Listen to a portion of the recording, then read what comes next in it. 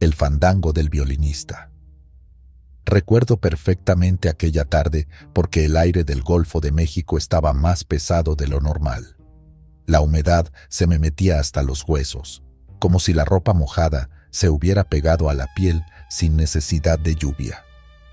Había salido de madrugada con la intención de avanzar lo más posible antes de que anocheciera, pero la carretera era interminable. A la derecha, detrás de la maleza y las palmeras, sabía que estaba el mar. No lo veía, pero su olor a sal me llegaba fuerte cada vez que el viento cambiaba de dirección.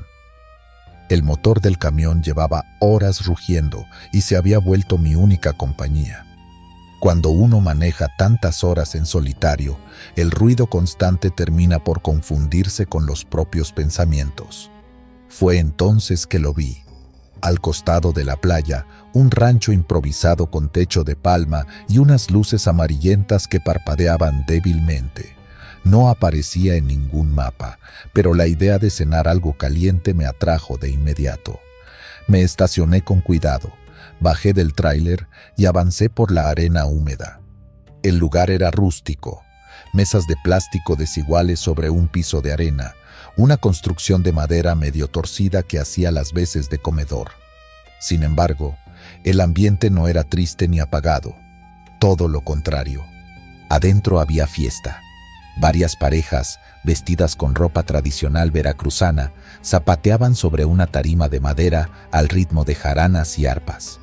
Un anciano, sentado en un banquito, tocaba el violín con tal destreza que se me olvidó por un momento el cansancio. El olor a pescado asado se mezclaba con aguardiente de caña y flores frescas que adornaban las mesas. El contraste me hizo pensar que había llegado a una fiesta patronal, aunque no había escuchado de ninguna en esa zona. Me senté en un rincón, intentando no llamar mucho la atención. Pedí un café y una muchacha sonriente me lo sirvió sin decir palabra. Fue entonces que el violinista se me acercó durante una pausa. Tenía los ojos grises, como agua turbia, pero su mirada era penetrante. ¿Vienes de lejos?, me preguntó, con la voz rasposa de los viejos que han fumado o cantado demasiado. De Tampico, le respondí. Llevo carga de plátano. El hombre sonrió con un gesto que me inquietó. Nosotros también esperamos un viaje, pero el nuestro nunca llegó. ¿Te quedas al fandango? Aquí nunca falta uno al anochecer. No quise ser descortés y asentí. Pensé que sería interesante observar un rato antes de seguir el camino. Me fijé en los bailarines. Se movían con tanta ligereza que sus pies apenas rozaban la arena. Y lo extraño es que, a pesar de tanto zapateo, la arena quedaba intacta, sin huellas. El violinista me hizo señas de que lo acompañara hacia la orilla. Dudé, pero al final acepté. El sol se escondía tras el horizonte y el cielo se teñía de rojo oscuro. Cuando llegamos a la playa, me di cuenta de que había un círculo de velas clavadas en la arena húmeda. Se encendieron de golpe, como si alguien invisible las hubiera prendido al mismo tiempo. La luz reveló rostros que hasta entonces había pasado por alto. Hombres y mujeres sonrientes, con trajes de otra época, nos rodeaban. Los músicos seguían tocando, pero poco a poco sus facciones cambiaron ante mis ojos. Las mejillas se hundieron, los ojos se volvieron oscuros y vacíos, y la piel adquirió una transparencia inquietante. La música seguía, alegre, casi burlona, pero el aire se volvió frío de repente, un frío que no tenía sentido en la costa. El anciano del violín me sostuvo la mirada. Ya no sonreía. Morimos en una tormenta hace muchos años, dijo entre compases. Nunca pudimos despedirnos. Seguimos tocando para no olvidarnos. Buscamos oídos de paso, como tú, para que alguien sepa que todavía estamos aquí. Sentí un escalofrío que me recorrió la espalda. El círculo de velas proyectaba sombras extrañas sobre la arena, como si aquellas figuras no terminaran de definirse. Di un paso atrás. La música no paraba, pero se sentía cada vez más lejana. Retrocedí hasta el camión. Cada paso alejaba las notas del violín, como si alguien bajara el volumen lentamente. Al encender las luces del tráiler y mirar hacia la playa, no había ni palapa, ni fandango, ni velas, solo arena barrida por las olas y una oscuridad inmensa. Durante kilómetros seguí manejando con la sensación de no estar solo, y aunque el rugido del motor era constante, en mi cabeza se colaba, intermitente, el eco alegre de aquel violín. No sé si fue un regalo o una condena, pero desde entonces, cada vez que paso por esa costa, recuerdo esa noche en que bailé sin moverme, en un fandango de almas perdidas. La ceiba sangrante. La sierra estaba empapada. La lluvia llevaba horas cayendo con una fuerza que parecía no tener fin. Cada gota golpeaba el parabrisas como si alguien lanzara piedritas. El limpiaparabrisas apenas alcanzaba a despejar la vista durante un par de segundos antes de que otra ola de agua cubriera el cristal. El aire olía a tierra removida y a hojas recién arrancadas por el viento. Avanzaba con el camión cuesta arriba cuando la carretera se torció en una curva cerrada. Apenas di la vuelta, las luces iluminaron un obstáculo imponente. Una ceiba gigantesca bloqueaba los dos carriles. El tronco había sido arrancado de raíz por un rayo.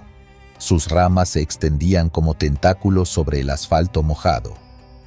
Me estacioné a un costado y me puse el impermeable. Con linterna en mano caminé hacia el árbol, convencido de que podría mover al menos una rama para pasar. Mientras me acercaba, noté algo que me detuvo en seco. De las grietas de la corteza brotaba un líquido espeso, rojizo. No era savia clara ni marrón, era rojo, como sangre. El olor metálico me revolvió el estómago. Me incliné, acerqué la mano y toqué el tronco. Estaba frío, resbaladizo. Entonces escuché claramente una voz detrás de mí. «No lo toques». Di un salto, alumbrando con la linterna a todos lados. No había nadie. Estaba solo. El corazón me golpeaba fuerte dentro del pecho. Fue entonces que las ramas de la ceiba se sacudieron, aunque el viento había amainado. Y de entre las raíces, como saliendo de la tierra, empezaron a escucharse voces, unas graves, otras femeninas, todas en un idioma antiguo. Sonaban a un rezo. El murmullo se volvió más fuerte, como si la tierra misma hablara. Entre relámpagos alcancé a ver figuras pequeñas, de no más de 1 metro, pintadas con franjas rojas y negras. Trepaban por las raíces, observándome con ojos brillantes como luciérnagas. No eran niños, ni animales, eran otra cosa. El miedo me paralizó por un instante. Sentí un escalofrío recorrerme de pies a cabeza. Retrocedí tambaleando hasta el camión. Encendí el motor de inmediato, convencido de que no debía intentar mover aquel árbol. Di media vuelta y tomé un rodeo mucho más largo. Al día siguiente, en un pueblo cercano, comenté lo ocurrido con un anciano panadero. Su rostro cambió al instante. «Esa ceiba es sagrada», dijo en voz baja. «Nadie puede cortarla. Cuando cae, solo la tierra decide cuándo recogerla. Si alguien intenta moverla, los chaneques se lo llevan». Al escuchar el nombre, recordé aquellas figuras trepando entre las raíces. Sentí un frío en el estómago. Entendí que había estado muy cerca de algo que no era para mí. Esa noche me repetí a mí mismo: no todos los caminos se cruzan a la fuerza. Algunos hay que respetarlos porque siguen habitados por dueños invisibles que no toleran la prisa de los hombres. La mujer del rebozo. La madrugada en la sierra tenía un silencio que pesaba. No era solo la falta de luz o de gente, era esa calma extraña en la que cualquier sonido resalta demasiado. El aire era frío, denso, y la niebla se pegaba al parabrisas como si quisiera bloquearme el camino. Ya no me quedaba café en el termo y los párpados me pesaban. Conducía cuesta arriba, con la mirada fija en los faros que apenas iluminaban 3 metros adelante. Fue en una de esas pendientes largas donde escuché algo que me sacudió, una melodía. No venía del radio, que estaba apagado. Era una canción de cuna, dulce y melancólica, entonada por una voz femenina. Por un instante pensé que era producto del cansancio. Me restregué los ojos, pero el canto seguía allí, flotando en el aire. Al dar una curva, distinguí una figura en la cuneta. Una mujer sentada en una roca, envuelta en un rebozo oscuro, moviéndose de lado a lado como si arrullara a un bebé. El corazón me dio un brinco. Eran casi las 3 de la mañana y no había casas, ranchos ni caseríos en kilómetros a la redonda. Reduje la velocidad y encendí las intermitentes. Me bajé con cuidado, preocupado de que fuera una madre perdida. Ella levantó la vista. Sus ojos estaban rojos de tanto llorar, las mejillas húmedas. Su voz salió quebrada. «Ayúdeme. El camino desaparece. Y mi hijo está enfermo». Me acerqué despacio. Intenté ver al niño, pero el rebozo lo cubría casi por completo. Solo una manita arrugada asomaba, temblorosa. Pregunté, «¿A dónde va?». Ella respondió con una calma que me heló la sangre. «A donde ya no hay dolor». Conmovido, estiré los brazos para ayudarla a subir al camión. En ese momento, el rebozo se deslizó apenas, y lo que vi me dejó sin aliento. El bulto no tenía rostro. Donde debía haber ojos, nariz y boca, había piel lisa. La manita, en cambio, se aferró a mi dedo con una fuerza imposible. Un frío intenso me subió por el brazo hasta el hombro. Retrocedí de golpe, soltándolo. La mujer lanzó un alarido tan desgarrador que el aire mismo pareció romperse. Sus ojos se hundieron, su piel se volvió pálida y translúcida. De su boca salió un viento helado que olía a tierra podrida. Sentí que algo invisible me sujetaba los tobillos, como si no quisiera dejarme escapar. Con un esfuerzo desesperado corrí al camión. Al encender el motor, el parabrisas se empañó desde fuera. Una mano invisible dibujó un cráneo en el cristal. Pisé el acelerador sin mirar atrás. La canción de cuna se convirtió en una risa lejana, luego en silencio. Cuando por fin llegué a un poblado, entré a la única tienda abierta. Conté lo sucedido a la señora que atendía. Se persignó con rapidez y me dijo, «Esa es la mano negra. Murió con su hijo en ese camino, buscando salir de la sierra. Desde entonces aparece pidiendo ayuda, pero arrastra a quien se compadece». Me quedé helado. Desde aquella noche aprendí algo duro. No todos los lamentos que se escuchan en la montaña vienen de vivos. Y aunque me cueste, cuando escucho cantos o llantos en la madrugada, solo rezo y sigo adelante. El pueblo fantasma de San Esteban. El sol de mediodía en Zacatecas no perdona. Ese día el asfalto ondulaba a lo lejos, como si realmente fuera agua hirviendo. El calor dentro de la cabina era insoportable, y ni el aire acondicionado lograba enfriar lo suficiente.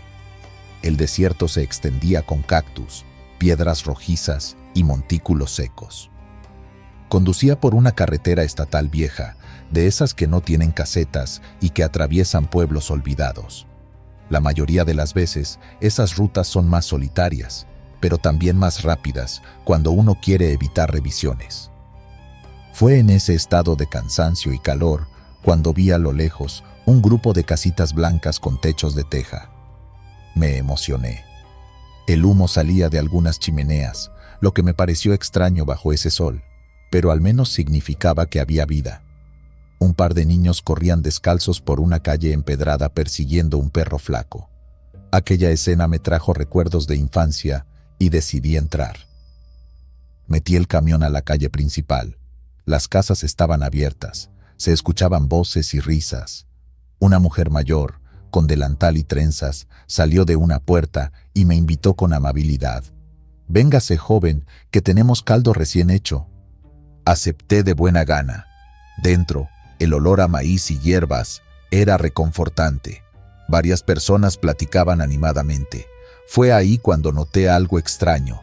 Todos estaban vestidos como si fuera otra época. Los hombres con sombreros de ala ancha y tirantes, las mujeres con faldas largas y blusas bordadas. No le di importancia en el momento. Pensé que quizás era alguna fiesta tradicional. Me sirvieron un plato de caldo humeante y agua de Jamaica. Nunca había probado algo tan sabroso en la carretera. La gente me hacía preguntas. ¿De dónde venía? ¿Hacia dónde iba? Me hablaban de sus fiestas patronales, de bailes bajo la luna. El ambiente era tan cálido que se me olvidó el cansancio. Después de comer, una muchacha joven me ofreció un catre para descansar un rato. Accedí agradecido. Cerré los ojos con esa sensación rara de seguridad que pocas veces se tiene en la ruta. Cuando desperté, estaba acostado en el asiento del camión. El sol ardía sobre el desierto. No había casas, no había niños, no había humo, solo cactus y piedras. Aturdido, bajé y caminé por la zona. Nada. Avancé unos metros hasta encontrar una cruz de madera clavada en el suelo, con la fecha de 1919 grabada y flores secas al pie. La confusión me acompañó días enteros.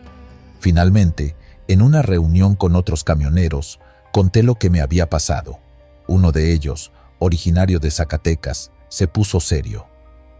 «Dicen que ahí estaba San Esteban», me explicó. «El pueblo murió entero en una epidemia de viruela en 1920. Nunca lo reconstruyeron. Los muertos a veces se aparecen a los viajeros. Te invitan a comer, a descansar, pero si te quedas, ya no regresas». Me recorrió un escalofrío al recordar la comida, las risas, la amabilidad. Comprendí que había compartido mesa con los muertos de un pueblo desaparecido. Desde entonces, aunque vea luces en la distancia o escuche risas en un caserío inexistente, sigo de largo. Agradezco el recuerdo, pero sé que la hospitalidad también puede venir del otro lado de la vida. El tren interminable. Era medianoche en la llanura que divide Nuevo León de Coahuila.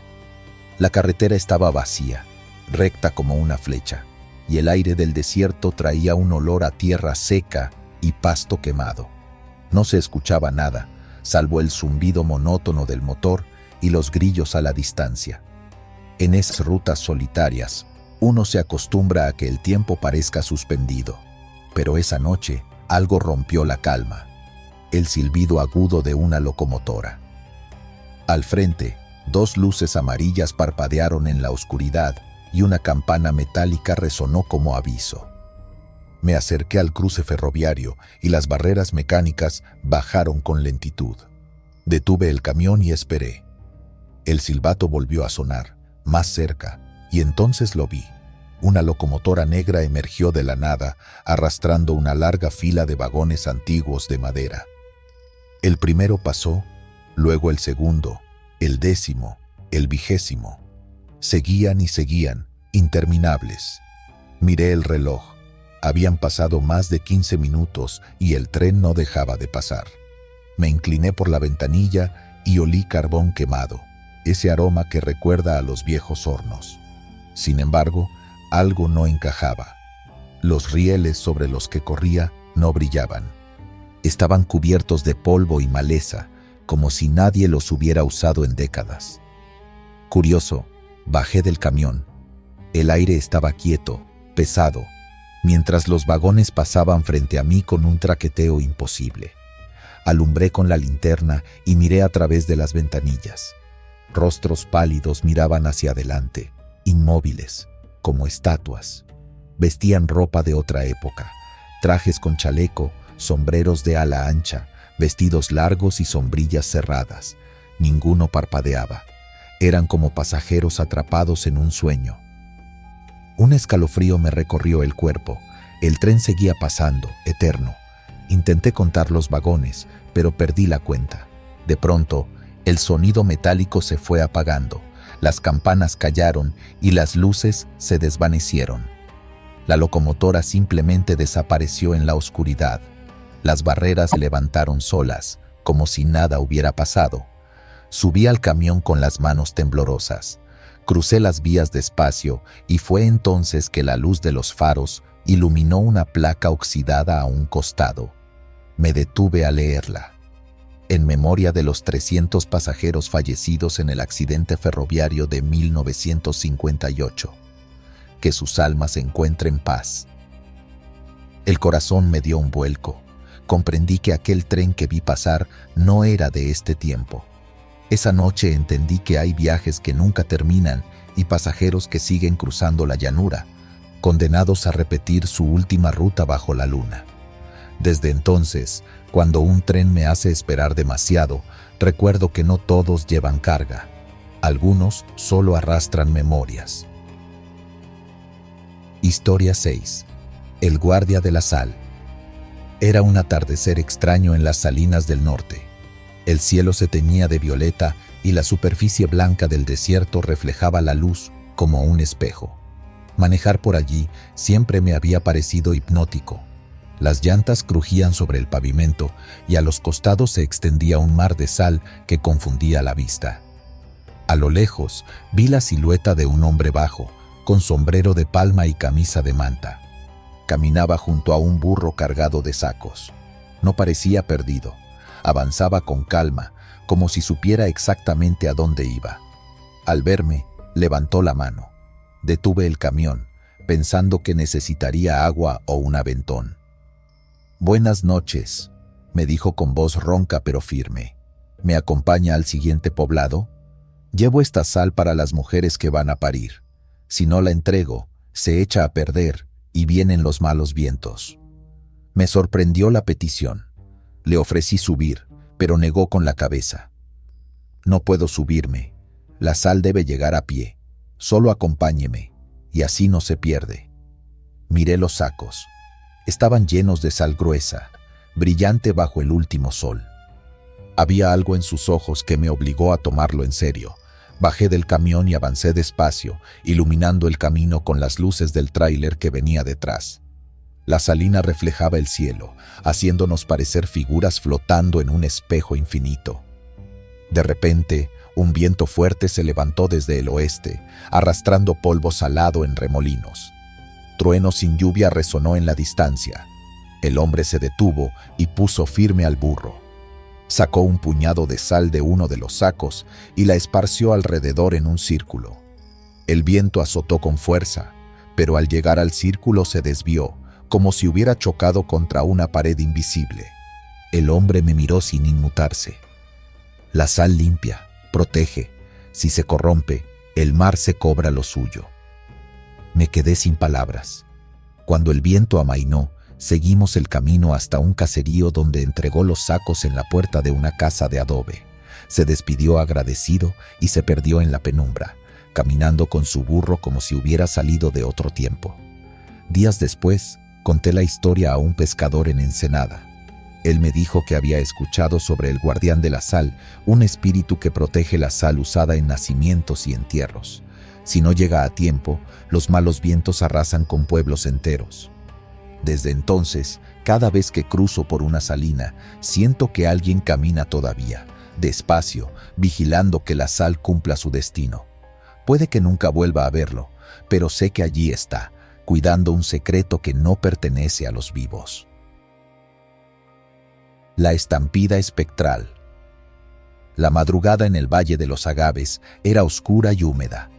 Apenas se distinguían los contornos de las bardas que dividían los campos. La carretera parecía un hilo negro serpenteando entre las laderas. El cansancio me empezaba a pesar, pero no podía detenerme allí. Eran zonas solitarias, con historias de asaltos y accidentes. Avanzaba con las luces altas, cuando el suelo empezó a vibrar. Al principio pensé que era mi imaginación, pero pronto el temblor se volvió inconfundible. Un sonido de cascos se mezcló con mugidos y un retumbar que me hizo frenar en seco. Ante mis ojos, una manada de toros y vacas apareció en estampida, lanzándose directo hacia el camión. El corazón se me subió a la garganta. No había dónde huir, no había forma de retroceder. Cerré los ojos esperando el impacto. Sentí el temblor del suelo bajo mis botas. Escuché los bramidos, el tintineo de campanas atadas a los bueyes. Abrí los ojos y vi lo imposible. Los animales atravesaban la cabina como humo. Sentí el frío recorrerme. Un olor a barro y hierba invadió el interior del tráiler, pero ningún golpe retumbó en el metal. Pasaban de un lado al otro sin dejar rastro. En segundos, la estampida terminó. La carretera volvió a quedar desierta, en silencio, salvo por mi respiración agitada. Las manos me sudaban en el volante. Al amanecer, llegué a un rancho donde debía entregar mercancía. Le conté al caporal lo ocurrido. Escuchó en silencio y luego señaló una loma cercana. Allí, sobre la tierra, se veía una cruz blanca pintada con cal. «Hace años», me dijo, «un rayo cayó en medio de la tormenta. El ganado se desbocó y corrió hacia la barranca. Murieron casi todos, y también el caporal de entonces que intentó detenerlos. Desde esa noche, en ciertas madrugadas vuelven a correr. Se aparecen para recordar su última carrera». Guardé silencio, mirando hacia aquella cruz en la loma. Comprendí que no había sido un sueño ni una alucinación por el cansancio. Había presenciado una estampida repetida en el tiempo, un recuerdo de carne y hueso convertido en sombra. Desde entonces, cuando cruzo campos abiertos y escucho un rumor lejano de cascos, dejo que corran a su manera. No acelero, no freno. Me limito a respetar ese galope invisible que aún busca regresar a un corral que ya no existe. La muchacha del pañuelo. Había salido de la terminal al anochecer. La neblina bajaba sobre la carretera, envolviendo todo en un gris espeso que apenas dejaban cortar los faros. La ciudad quedó atrás rápido y solo quedaron los campos y esa oscuridad intermitente que da miedo aunque uno se haga el fuerte. Fue entonces que la vi. A un costado del camino, de pie junto a una capillita iluminada por una vela, estaba una joven. Vestía un traje blanco sencillo y llevaba el cabello trenzado. Levantaba la mano tímidamente, como quien pide ayuda con vergüenza. Frené unos metros adelante y abrí la puerta. Subió sin decir palabra, acomodó su falda con delicadeza y me regaló una sonrisa leve.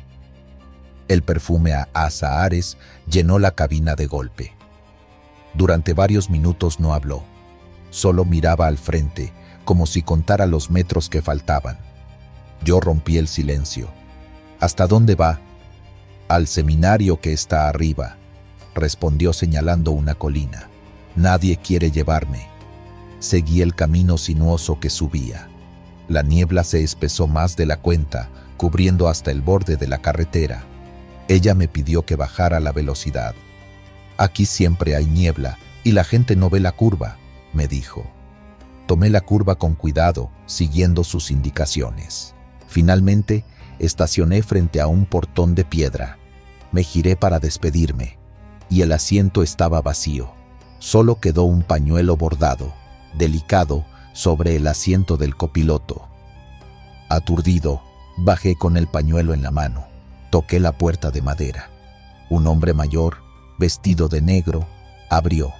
Le conté lo sucedido y le mostré el pañuelo. Sus ojos se humedecieron. «Era Luz», dijo con voz quebrada. «Una joven que murió en esa curva hace muchos años, cuando venía a tomar los votos aquí. Desde entonces se aparece para advertir a los choferes. Cada vez que alguien se salva, deja un pañuelo como señal de agradecimiento». Me mostró un pequeño altar dentro, donde había varios pañuelos similares, todos cuidadosamente doblados. «Cada uno», explicó, «es un alma que no terminó en el barranco». Devolví el pañuelo al altar y me quedé un momento en silencio. Al salir, miré la niebla espesa y comprendí que esa muchacha no buscaba un aventón, buscaba evitar otra tragedia. Desde esa noche, cuando alguien me hace señas en la carretera, ya no pienso solo en ladrones o riesgos. A veces bajo la velocidad y escucho. Puede que no todos los pasajeros sean de este mundo, pero algunos solo quieren advertirnos, y esa advertencia puede ser la diferencia entre volver a ver el amanecer o convertirse en un recuerdo más contado bajo la luz temblorosa de los faros.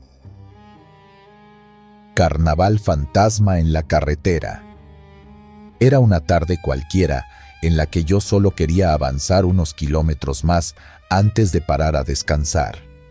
El plan era simple: tomar un desvío recomendado por un colega para evitar tráfico, ahorrar tiempo y llegar temprano a la central. No imaginaba que ese atajo me llevaría directo a un lugar del que nadie me había hablado, un sitio que parecía existir solo para los que nos desviamos en el momento equivocado. El camino empezó bien, recto y tranquilo, aunque sin señal en el teléfono. El GPS se congeló primero y luego desapareció el mapa por completo. No era la primera vez que me pasaba en zonas rurales, así que seguí confiado. Pero pronto el asfalto se acabó y el pavimento dio paso a un tramo de terracería lleno de baches. Las piedras golpeaban las llantas y el tráiler se sacudía como si protestara por haberlo metido allí. La tarde caía rápido. Apenas quedaban tonos anaranjados en el horizonte y yo encendí los faros para no perder detalle del camino. Fue entonces cuando vi, en la distancia, un resplandor de colores que parpadeaba como luces de feria. Al mismo tiempo, el aire comenzó a traer un sonido peculiar, música, pero no de radio ni de bocinas modernas, sino notas metálicas, casi chirriantes, como las de un organillo antiguo. Mi primer pensamiento fue que había un pueblo en fiesta. En esas comunidades es común que hagan ferias con puestos, juegos mecánicos y música en vivo, y uno puede encontrar comida casera o fruta fresca. Con suerte, pensé, podría cenar algo caliente antes de seguir. El camino se abrió y ahí estaba, una especie de carnaval instalado en mitad de la nada. Había una gran carpa blanca y roja, iluminada por bombillas que colgaban de cables largos. Había puestos de algodones de azúcar, mujeres que vendían churros y hombres cargando jaulas con gallinas. Lo más sorprendente eran las personas. Vestían como en las fotos antiguas de mis abuelos, con trajes de los años 40, sombreros de copa y vestidos con holanes. Por un instante me quedé inmóvil, con las manos en el volante, mirando aquello sin comprender. ¿Cómo podía haber un carnaval completo en una carretera de terracería que ni siquiera aparecía en el mapa? Decidí detenerme. El instinto me decía que algo no estaba bien, pero la curiosidad pudo más. Apagué el motor, bajé de la cabina y sentí que la música me envolvía. El suelo estaba cubierto de paja y confeti y el aire olía a azúcar quemada. Un hombre bajo, con bigote fino y un sombrero bombín, se me acercó con una sonrisa y me ofreció un churro recién hecho. Me sorprendió lo normal que parecía. La masa caliente, el azúcar que caía, el gesto amable. No había nada raro en él, salvo que su ropa estaba impecable, demasiado impecable para un camino de tierra. A mi lado, una mujer alta, con un vestido de lentejuelas plateadas, me tomó del brazo con suavidad. «Pase, señor, venga a ver el espectáculo», me dijo con una voz cálida y firme. No parecía una invitación, sino una orden disfrazada de cortesía. Entré a la carpa. La madera crujía bajo mis botas y el olor a serrín se mezclaba con el humo de lámparas de aceite. Me senté en una banca larga, rodeado de familias que parecían felices. Los niños aplaudían y los adultos conversaban animados. Ninguno me miraba raro, como si fuera natural que un desconocido llegara en medio de la noche a ver el espectáculo. El show comenzó con trapecistas lanzándose de un extremo a otro, haciendo piruetas imposibles. Después apareció un domador de leones que saludó al público con un látigo en alto, aunque en la pista no había animales. Los niños gritaban emocionados, como si de verdad los vieran. Yo intentaba convencerme de que todo era real, de que quizás había encontrado una feria vieja que se resistía al paso del tiempo. Pero algo dentro de mí no encajaba. Las sonrisas eran demasiado amplias, las risas demasiado sincronizadas, como si todos hubieran ensayado la escena una y otra vez. El acto final llegó con un payaso altísimo, con cara pintada de blanco y un sombrero puntiagudo. Su risa era contagiosa, pero cuando terminó la rutina, caminó directo hacia mí. Sentí un nudo en la garganta. Se inclinó, me miró a los ojos y su sonrisa cambió. Se volvió triste, como si estuviera a punto de llorar. «Gracias por visitarnos», me dijo. Su voz era grave, nada que ver con el tono chillón de los payasos comunes. Llevábamos años sin público. Este fue nuestro último espectáculo. Antes de que pudiera responder, las luces parpadearon violentamente. Un segundo después, el ruido de la gente, la música, el olor a azúcar, todo se esfumó. Me quedé de pie en medio de la carpa vacía, que ahora no era más que un esqueleto de lonas rasgadas y maderas podridas. Salí corriendo y afuera solo había campo abierto, polvo y mi tráiler esperándome como si nunca hubiera pasado nada. A la mañana siguiente, ya con luz, paré en una tienda de abarrotes en un pueblo cercano para comprar café. Mientras charlaba con la señora que atendía, le conté lo que había visto la noche anterior, esperando que se riera de mi imaginación. Pero su expresión cambió. Se persignó y bajó la voz. Ese circo se volcó por aquí en los años 50. Iban de pueblo en pueblo, pero una noche, el camión que llevaba a los artistas perdió el control y todos murieron. Desde entonces, hay quienes dicen que el circo sigue apareciendo para los que pasan por el camino viejo. Si usted lo vio, tenga cuidado, no a todos se les muestra. Sentí un escalofrío recorrerme la espalda. No quise seguir preguntando. Pagué, regresé al tráiler y conduje en silencio, con la certeza de que la carretera me había mostrado algo que no debía ver. Después de hablar con la señora de la tienda, la sensación de realidad comenzó a pesarme. No era como esas historias que uno escucha en la radio o en la sobremesa, donde puedes dudar o reír. Yo había estado allí, había probado el azúcar de los churros, había escuchado el crujido de la banca de madera y, sobre todo, había visto la tristeza en los ojos de aquel payaso. El camino de regreso al asfalto principal me pareció eterno. A cada curva sentía que volvería a encontrarme la carpa iluminada, pero lo único que había eran matorrales secos, polvo y huellas de llantas que se perdían en la nada. El resto del viaje avancé con una incomodidad constante. Cuando paraba en gasolineras o en fondas, observaba los rostros de la gente y me preguntaba si alguno de ellos también habría visto ese carnaval fantasma. Pero nunca me atreví a preguntar directamente, temía que me miraran con lástima, como a un loco. Al llegar a la central, descargué como siempre. Nadie notó nada raro en mí, pero mientras revisaba la cabina, encontré un trozo de confeti atascado entre los pedales. Era pequeño, de color dorado, y brillaba con una intensidad extraña para ser papel viejo. Lo guardé en la guantera, aunque al tacto parecía deshacerse.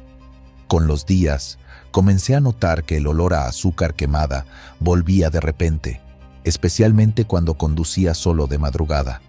Era como si algo del carnaval se hubiera quedado conmigo, como si todavía llevara parte de ese mundo pegado en la ropa o en la piel. Pasaron meses antes de que volviera a cruzar por la misma ruta.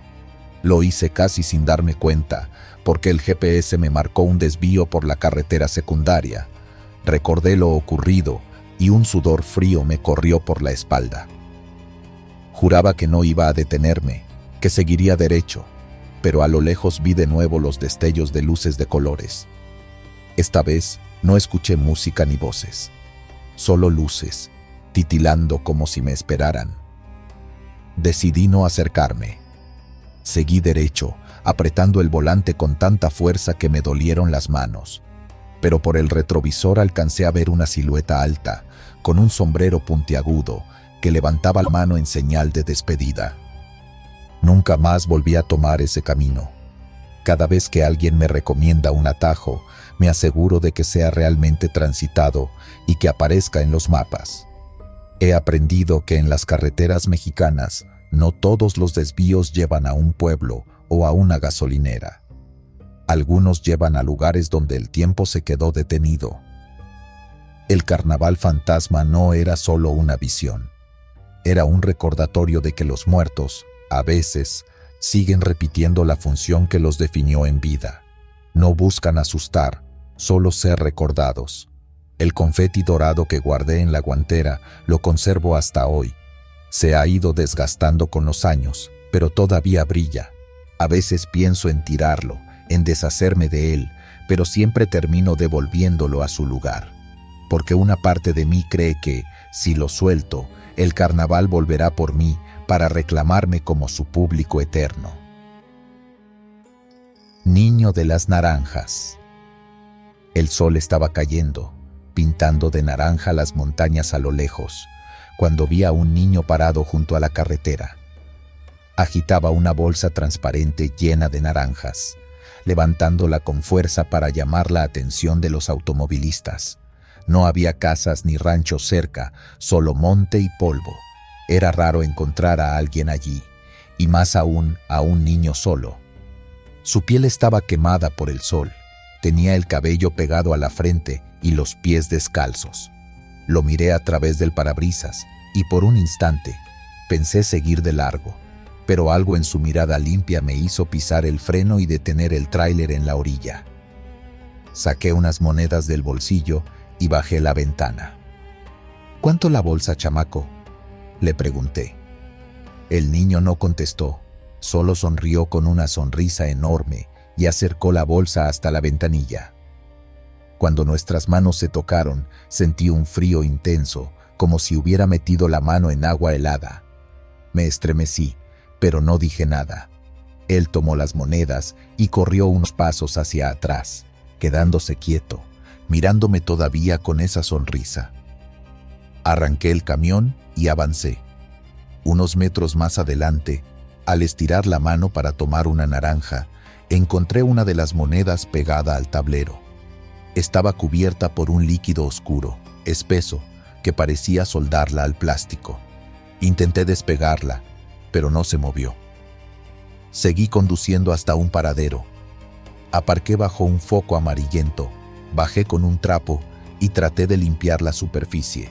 El líquido se había secado y la moneda se desprendió sola, pero en el tablero quedó una mancha roja, como si alguien hubiera derramado sangre y ésta se hubiera incrustado en el material. Me quedé varios minutos viendo esa mancha, con el estómago revuelto. La lavé con agua, pasé limpiador, pero no desapareció. Esa noche dormí en la litera con la sensación de que el camión entero respiraba distinto, como si hubiera quedado impregnado por algo más que la fruta de aquel niño. Al día siguiente, paré en un comedor de carretera para desayunar. Mientras tomaba café, le conté a la dueña lo que había pasado. No esperaba nada, quizá una risa nerviosa o un «ya ve, así son los chamacos». Pero la mujer me miró fijo, sin pestañear, y dejó de secar los platos. «Ese niño murió hace años», dijo con voz baja. «Vendía naranjas con su padre. Un tráiler sin frenos los atropelló en ese mismo tramo. El padre sobrevivió, pero el niño quedó debajo de las llantas con las monedas en la mano. Desde entonces, algunos dicen que lo ven todavía, ofreciendo su fruta. Si te entrega una moneda, se queda marcada de sangre. La próxima vez, no la aceptes. Déjale una oración y sigue tu camino». Me quedé helado. No pude terminar el desayuno. Salí a encender el camión y por primera vez me persigné antes de arrancar. Con los días, la imagen de ese niño no me dejaba en paz. Cada vez que veía a chicos vendiendo fruta en las orillas de la carretera, me regresaba a esa mirada limpia y esa sonrisa inmensa. Me preguntaba si los demás choferes también lo habían visto, pero casi nadie hablaba del tema. Algunos decían que era pura superstición, invento para meter miedo. Pero yo lo había sentido. Ese frío en la mano no se olvida. Una noche, estacionado en un paradero, un colega me preguntó por qué estaba callado. Le conté la historia a medias. Solo sonrió de lado y dijo: «Ese morrito existe, compa. Dicen que si le compras fruta, la moneda se queda contigo como deuda. Y si no rezas por él, lo sueñas. Ten cuidado». Esa noche soñé con él.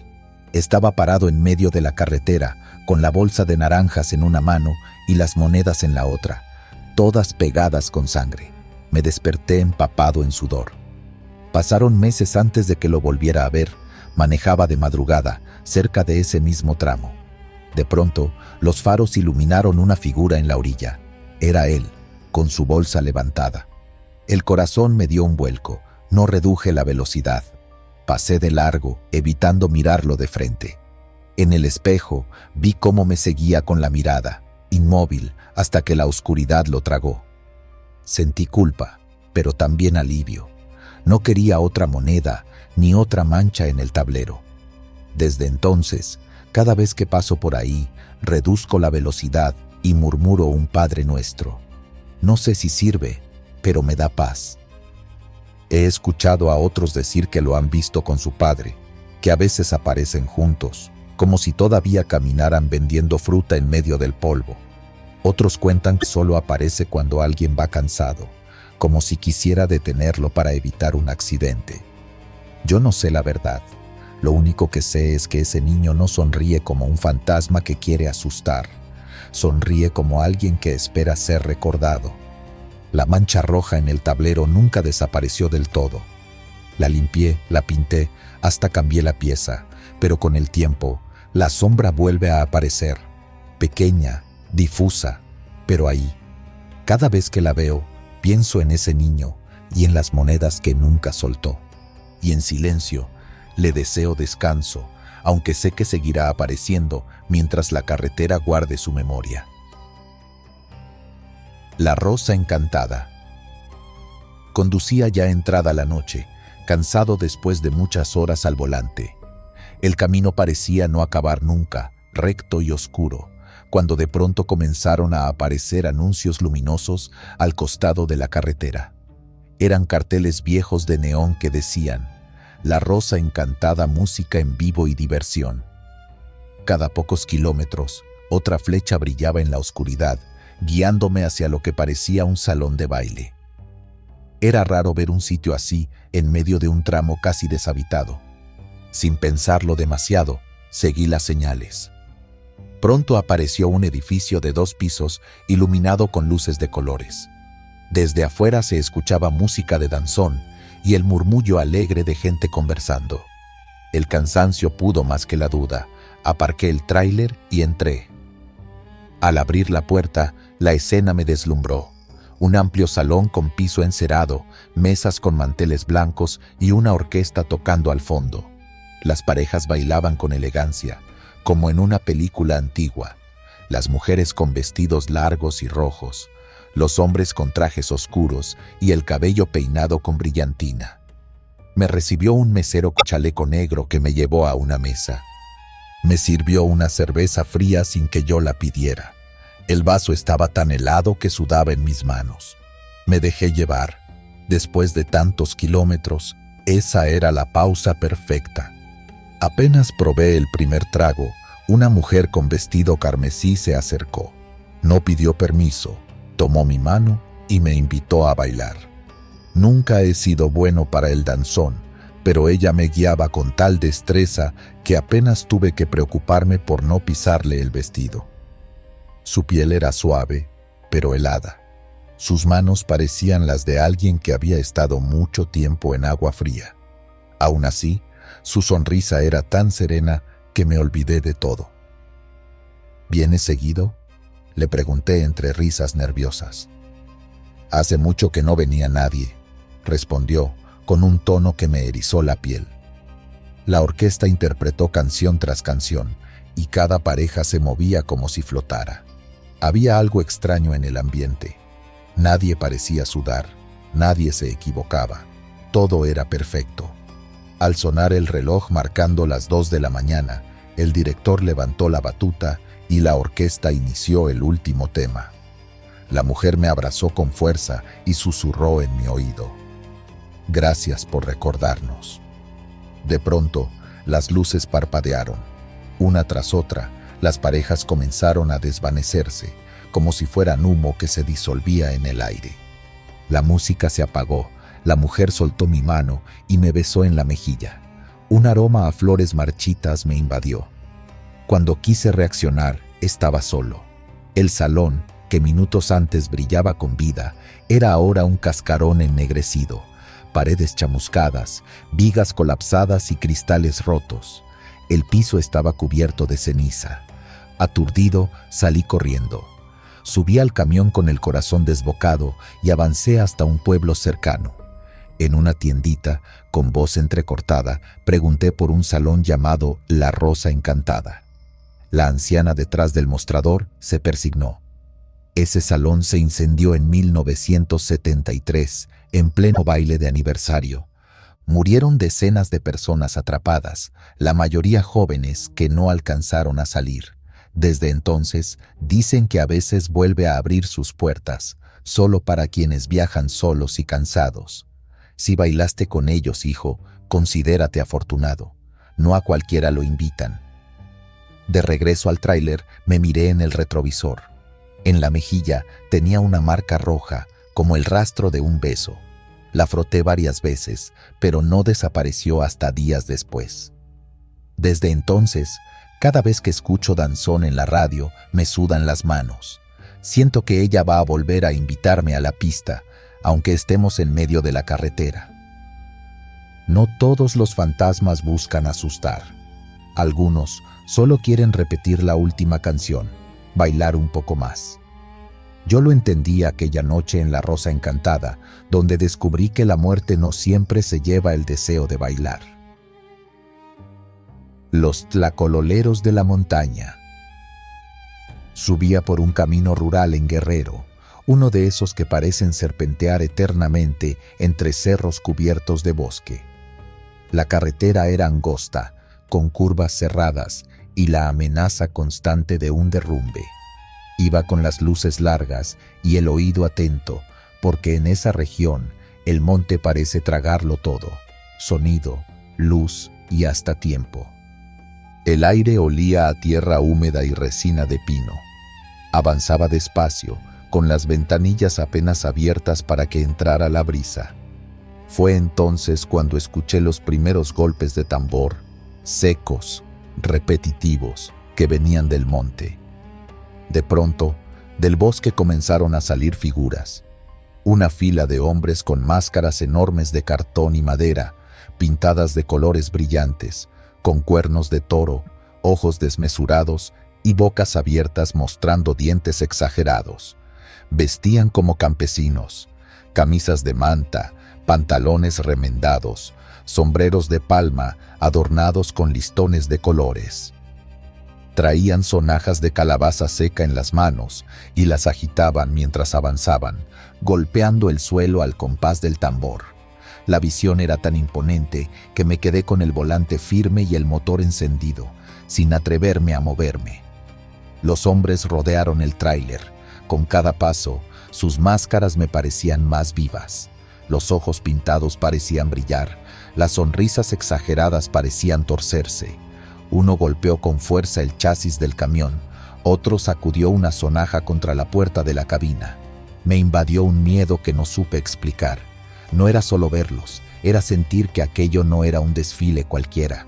No había pueblo cercano, no era día de fiesta, y sin embargo allí estaban, bailando en torno a mí como si me hubieran estado esperando. De entre ellos se adelantó uno más alto. Se acercó a la ventanilla del conductor y sacó un pañuelo rojo, agitándolo frente a mi rostro.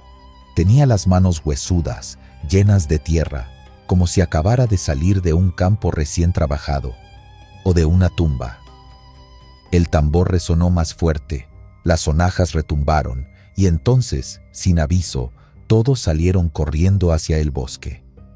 El sonido se desvaneció hasta quedar solo el rugido del motor y el latido de mi corazón.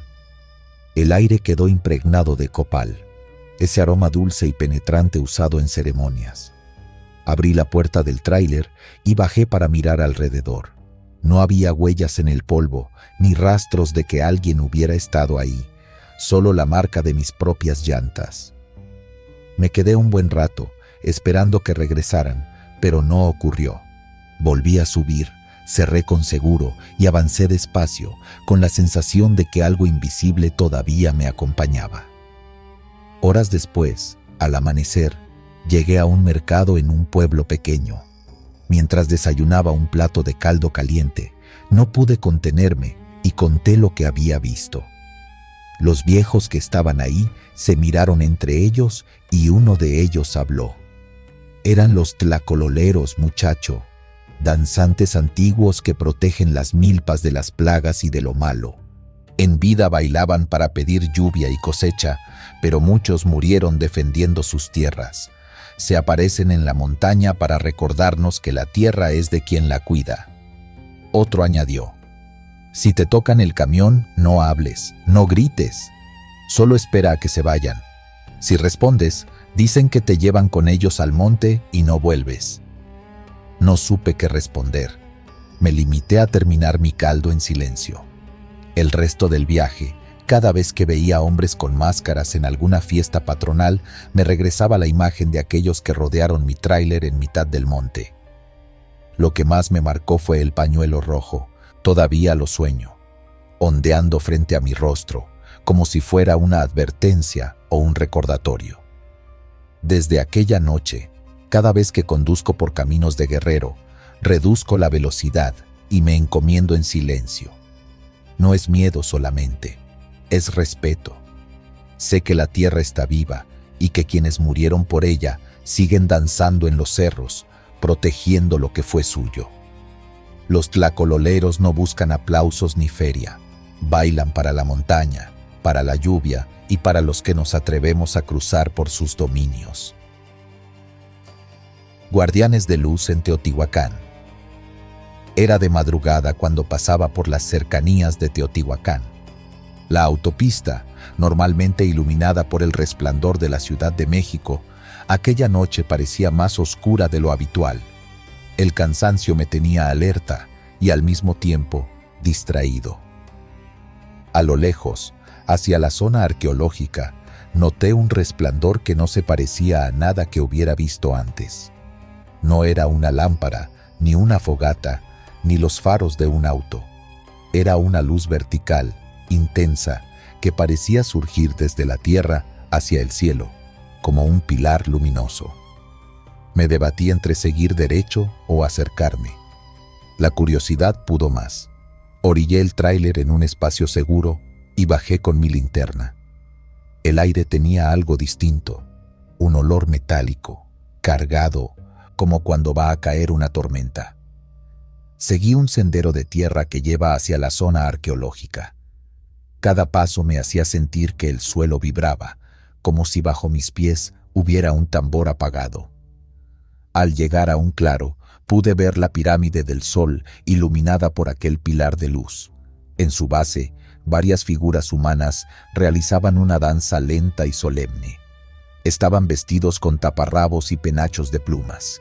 Sus cuerpos estaban pintados con símbolos que no comprendí, pero que parecían antiguos. No eran actores ni bailarines de espectáculo turístico. Sus rostros eran serios, sus movimientos medidos, como si de verdad estuvieran realizando un ritual. El tambor comenzó a sonar, profundo, resonando en el pecho más que en los oídos. Me escondí tras un cactus, sin atreverme a acercarme demasiado.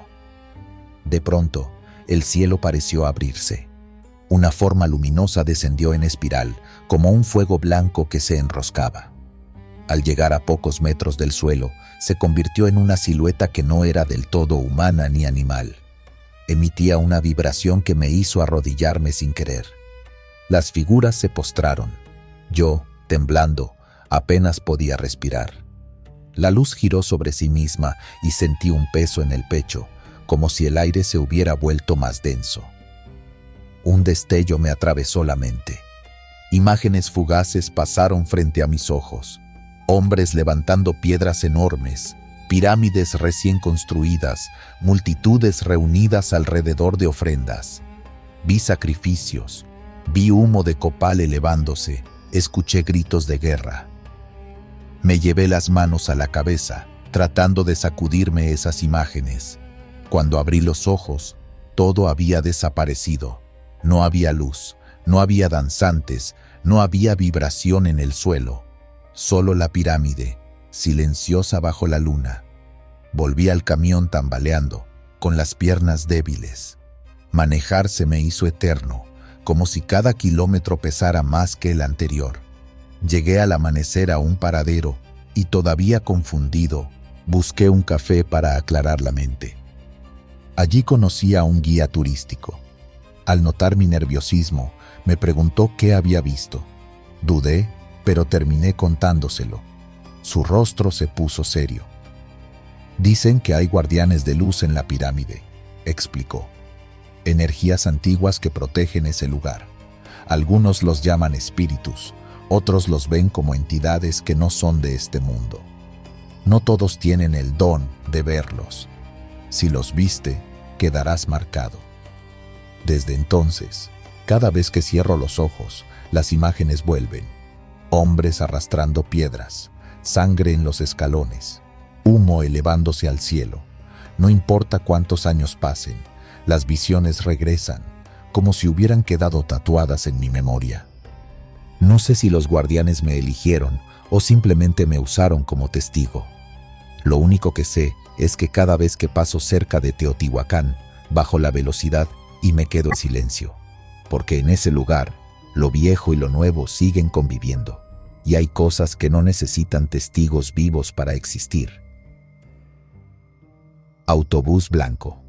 Era medianoche y me encontraba cruzando un tramo desierto en Durango. La carretera se extendía interminable entre llanuras y barrancos, sin señales de vida en kilómetros. De pronto, los faros iluminaron un autobús estacionado en el acotamiento. Era grande, pintado de blanco, con las luces apagadas y las puertas abiertas. Al principio pensé que estaba averiado y que sus pasajeros necesitarían ayuda. Reduje la velocidad, orillé el tráiler y tomé mi linterna. El silencio era absoluto, interrumpido solo por el chirrido del motor enfriándose. Me acerqué despacio.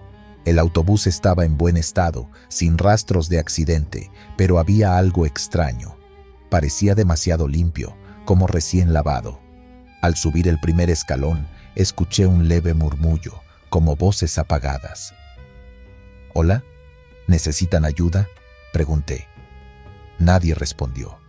Avancé unos pasos con la linterna en alto. La luz iluminó las primeras filas y mi corazón se detuvo. Había decenas de personas sentadas, con la cabeza inclinada hacia adelante, inmóviles. Sus ropas parecían antiguas, deslavadas. Me acerqué a una mujer en la primera fila. Su piel era grisácea, como cera, y sus ojos hundidos parecían vacíos. De pronto, cuando la linterna iluminó su rostro, levantó lentamente la cabeza. Sus ojos brillaron por un instante y una voz grave resonó en mi oído. «No llegamos». El murmullo se transformó en un lamento colectivo. Decenas de voces repitieron la misma frase. «No llegamos». El frío me recorrió entero. Retrocedí de inmediato, bajé los escalones a tropiezos y corrí hasta el tráiler. Mis manos temblaban tanto que tardé en encender el motor. Cuando finalmente arranqué, el autobús seguía ahí, inmutable, con las puertas abiertas. Conduje sin mirar atrás, pero aún podía escuchar en mi mente aquel coro desgarrador. A la mañana siguiente, todavía con la adrenalina a flor de piel, paré en una gasolinera para cargar combustible. Mientras tomaba un café, le conté al encargado lo que había visto. Él me escuchó en silencio y luego señaló hacia la carretera. «¿Ve esa cruz grande en la entrada del barranco?», me dijo. Hace muchos años, un autobús lleno de pasajeros se volcó y cayó al río. No sobrevivió nadie. A veces, dicen, se aparece en el camino. Los que lo ven escuchan a los muertos repitiendo lo mismo, que no llegaron. Me quedé mudo. Esa cruz la había visto incontables veces, pero nunca me había detenido a preguntar. Desde entonces, cada vez que veo un autobús detenido en la carretera, lo pienso 2 veces antes de acercarme.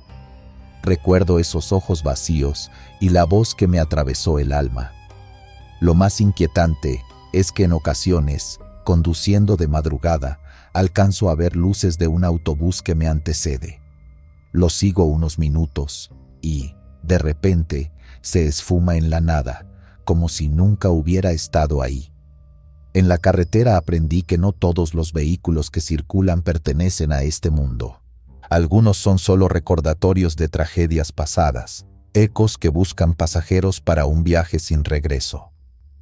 El autobús blanco fue mi advertencia, y desde esa noche manejo con la certeza de que hay transportes que nunca llegaron a su destino, pero siguen apareciendo para quienes, como yo, se atreven a detenerse.